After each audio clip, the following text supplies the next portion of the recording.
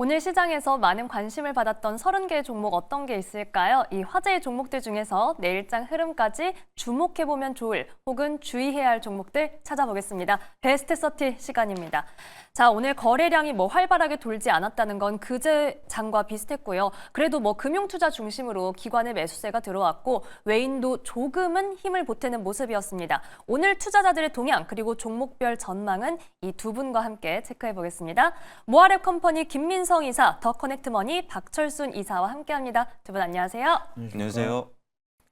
네, 저희 베스트 30는 외인과 기관 매수 상위, 여기에 상승률과 하락률, 검색 상위까지 총 5가지 기준을 토대로 먼저 30개의 종목을 추려냈는데요. 이 베스트 30 지금 바로 확인해 보시죠. 네, 오늘의 베스트 30가 등장했습니다. 우선 K조선은 계속해서 강합니다. 오늘 기관 1위는 삼성중공업이 차지했고 여기에 한화오션, 한화엔진, 오리엔탈 전공까지도 오늘 양매수가 유입됐습니다. 외인 1위는 바로 SK하이닉스가 차지를 했고요. 그 밖에 오늘 로봇과 AI도 좀 눈에 띄었는데 휴림 로봇에 외인이 러브콜이 들어왔고 마음 AI는 급등주, 클로봇은 검색 상위를 차지했습니다. 다만 장중 변동성은 조금 강해서 꼼꼼하게 체크를 해야겠고 오늘 오징어 게임 2가 공개된 만큼 아티스트 스튜디오, 덱스터도 투자자들이 검색을 많이 했습니다.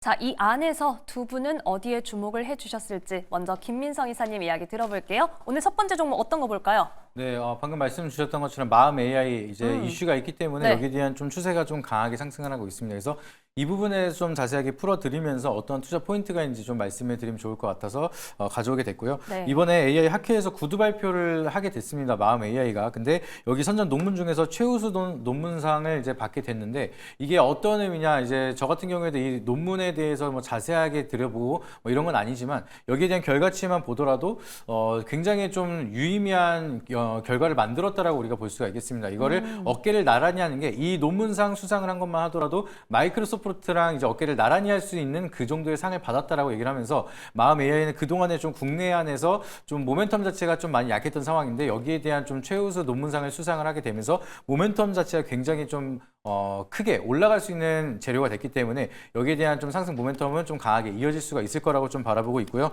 이번에 그것뿐만 아니라 마음 AI랑 퀄컴이랑 이제 온디바이스 AI에 대한 성과를 공개할 예정이 나타나고 있습니다. 근데 이거를 이제 CES 2025가 이제 일정이 얼마 남지 않았는데 여기서 성과를 발표하겠다라고 하고 있습니다. 그래서 많은 기업들은 특히나 이렇게 기술주나 성장주 같은 경우에는 여러 가지 학회를 다니면서 본인에 대한 기술력을 계속해서 어필을 하고 그걸 통해서 투자를 유치를 하는데 많이 사용을 하는데 여기에 대한 기술력을 계속해서 어필하는 거는 주가 측면에서도 좋은 흐름이 이어질 수밖에 없다라고 좀 바라보고 있고요. 그리고 오늘 나온 결과가 있습니다. 또 호재가 하나 나온 게 AI 기본법이 이제 통과가 됐습니다. 본회의에 통과가 되면서 여기에 대한 결과치가 만들어진다라고 하면은 그동안 좀 위축이 되면서 좀 규제가 애매하다 보니까 투자가 좀 더 좀 위축됐었던 그런 모멘텀이 다시 한번 풀리기 시작을 하면서 기관이라든지 많은 투자자들이 다시 한번 AI 소프트웨어에 대한 모멘텀으로 좀 더 강한 모멘텀이 될 수 있을 거라고 좀 바라보고 있고요. 그리고 이번에 좀 마음 AI에 대한 개별적인 모멘텀만 보더라도 비전 언어 행동 모델을 공개를 하면서 여기에 관심을 둔 테슬라라든지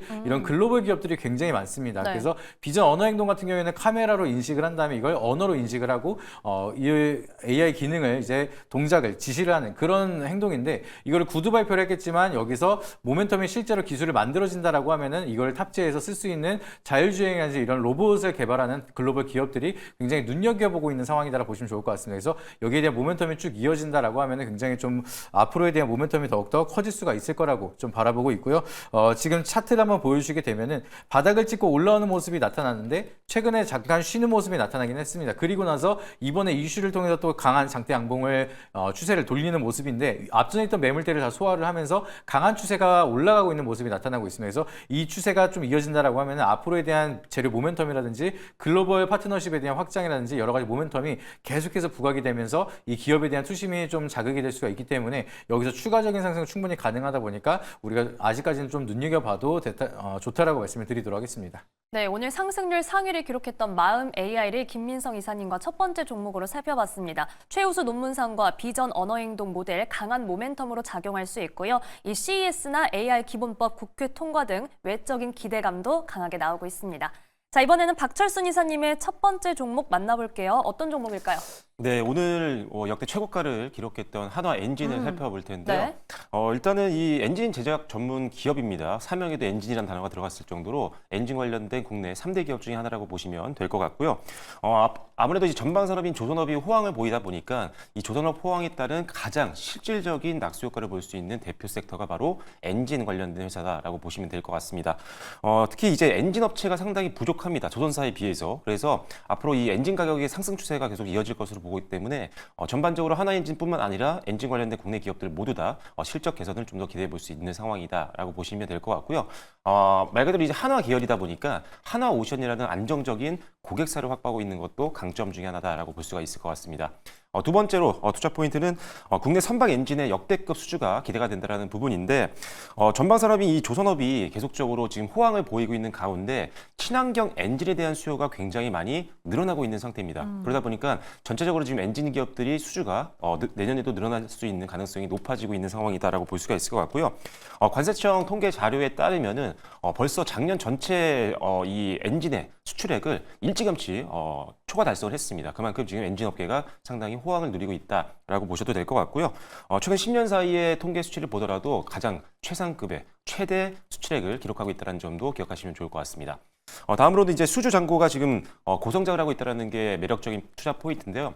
하나엔진 같은 경우는 지금 중국이 이제 2024년도에 대규모의 이 LNG 이중연료 컨테이너선을 수주를 따냈습니다. 근데 여기서 지금 필요한 엔진 같은 경우는 국내 쪽으로 이제 수주를 맡길 확률이 굉장히 높습니다. 그만큼 선호도가 상당히 높다라는 건데 중국마저도 우리나라 엔진을 선호할 정도로 전 세계적으로 가장 탑 클래스의 퀄리티와 그다음에 납기 능력 그리고 기술력을 갖추고 있는 게 바로 우리나라 엔진 기업이고 하나엔진 또한 그 대표적인 기업이기 때문에 앞으로 기대감을 가지시면 좋을 것 같고요. 최근에도 이제 24일 날 하나 오션향 매출이 또 나왔습니다. 수주가 나왔었는데 요거까지 합쳤을 때 전체 수주 잔고는 지금 한 3조 3천억 원 수준이기 때문에 이 안정적인 수주 잔고를 바탕으로 해서 당분간 몇 년 동안은 뭐 크게 실적에 대한 걱정을 하실 필요가 없다라고 보시면 될 것 같고요. 일단은 이런 안정적인 수주 잔고를 바탕으로 해서 실적에 대한 기대감이 굉장히 높습니다. 작년 같은 경우는 순손실이 좀 났지만 올해 완벽하게 턴어라운드에 성공을 하면서 500억 원대 이상의 순이익을 기대를 해보고 있는 상태고요.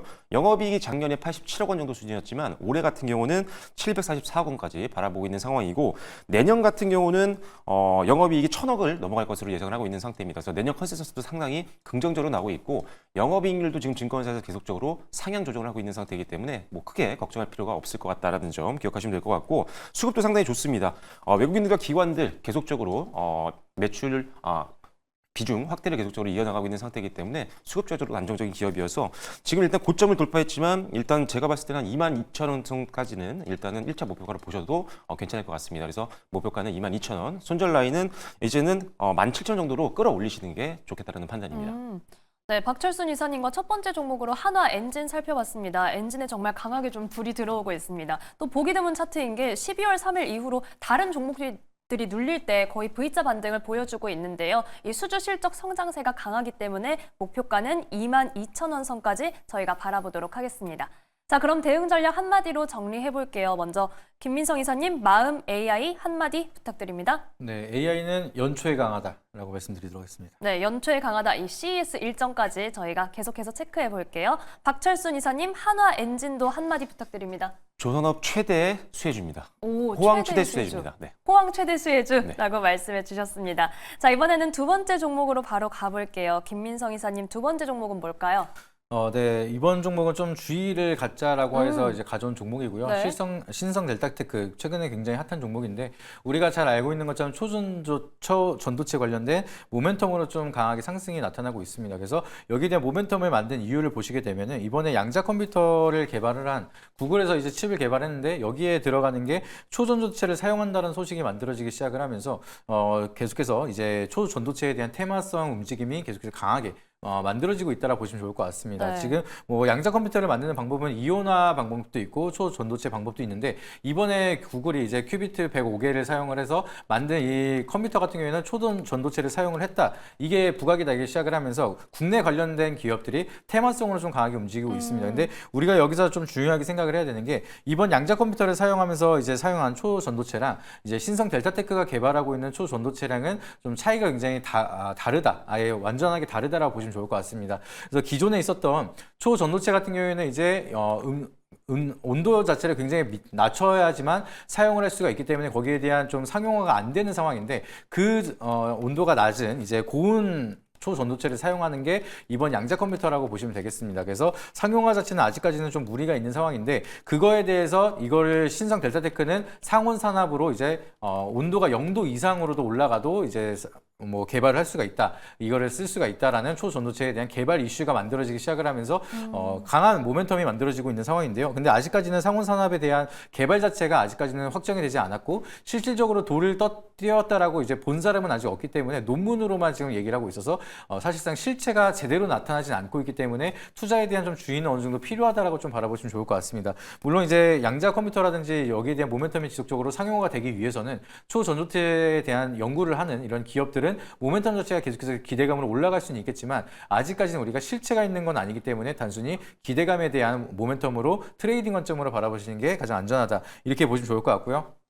워낙 이제 초전도체는 과거에서도 움직였던 게 짙은 테마성에 대한 모멘텀으로 움직였던 이력이 있다 보니까 여기에 대한 변동성에 따라서 좀 급등락을 좋아하시는 분들이 많이 접근하실 거라고 생각을 하는데 이미 바닥에서 많이 올라간 모습이 나타나고 있습니다. 그래서 이런 모멘텀이 무리하게 접근을 하다가는 이제 고점에서 손실을 좀 오랫동안 가져갈 수가 있기 때문에 여기에 대한 좀 주의가 이제 지속적으로 필요하다라고 보시면 좋을 것 같고요. 차트를 한번 보여주시게 되면은 그동안 좀 많은 상승을 보여주다가 긴 조정이 계속해서 이어졌습니다. 그리고 나서 다시 한번 고점을 또 돌파할 듯이 올라가고 있는 모습이 나타나고 있는데 이때 당시에도 단기적인 급등이 나타나고 나서 조정을 굉장히 오랫동안 받았습니다. 10개월간 이제 조정을 받고 이제 다시 한번 더 단기적인 급등이 나오고 있는 모습인데 여기서 이제 앞전에 물려 있었던 사람들도 이제 세론이 나타날 가능성이 있고요. 밑에서 매수한 사람들도 이제 서서히 차익 매물이 나타나기 시작을 할 수가 있다 보니까 이 구간에서는 이제 보유자의 영역이지 신규 진입에 대한 영역은 아니기 때문에 우리가 좀 매물 리스크에 대한 좀 주의를 가지면서 무리한 추격 매수는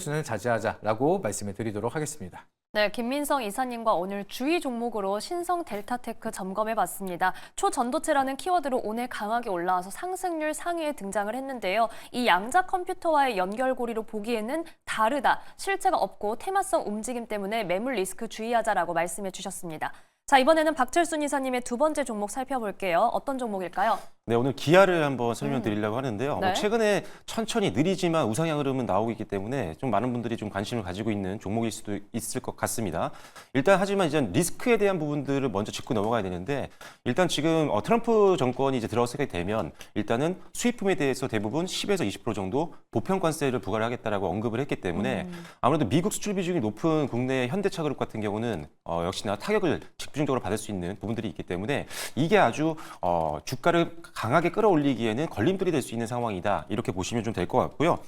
그리고 이제 두 번째로 전기차 캐즘에 대한 우려감이 다시 높아지고 있는 상황이기 때문에 이 네. 또한 추가적인 상승에 좀 제동을 걸 수 있지 않을까라는 우려감이 좀 있는 상황입니다. 일단 전기차 캐즘이 왜 이어질 거라고 생각을 하고 있냐면 이미 지금 캐즘이 이어지고 있는 상태인데 아무래도 이 트럼프 정권에서 이 IRA 보조금을 축소 또는 폐지를 할 가능성이 좀 있기 때문에 이렇게 된다고 하면 사실 구매자 입장에서 상당히 부담이 될 수 있는 상황이어서 이 또한 전기차의 성장을 좀 가로막는 걸림돌이 될 수 있는 상황이기 때문에 이 부분도 사실 좀 아쉬운 상황. 따라서 지금 일단은 우리나라 이제 현대기아차 그룹 같은 경우도 사실 지금 이런 전기적 캐즘을 좀 극복하기 위해서 하이브리드 자동차라든지 플러그인 하이브리드 차의 어떤 매출 비중을 더 높이기 위해서 공격적으로 지금 준비를 하고 있는 상황입니다. 그래서 얼마나 다 대응을 할지에 대해서는 계속적으로 체크를 좀 할 필요가 있겠다라고 말씀을 드리겠고요. 다음으로는 다만 그래도 긍정적인 부분도 분명히 있습니다. 고환율이 지금 지속이 되고 있잖아요. 네. 1,450원 이상에서 계속 움직여주고 있는 상황인데 아무래도 수출주 같은 경우는 고환율 시대 때는 사실 가격 경쟁력이 높아지기 때문에 사실 수출을 더 늘릴 수 있는 가능성이 열려 있어서 단기적으로 수출액 증가는 어느 정도 한번 기대를 해보셔도 좋겠다는 판단이고요.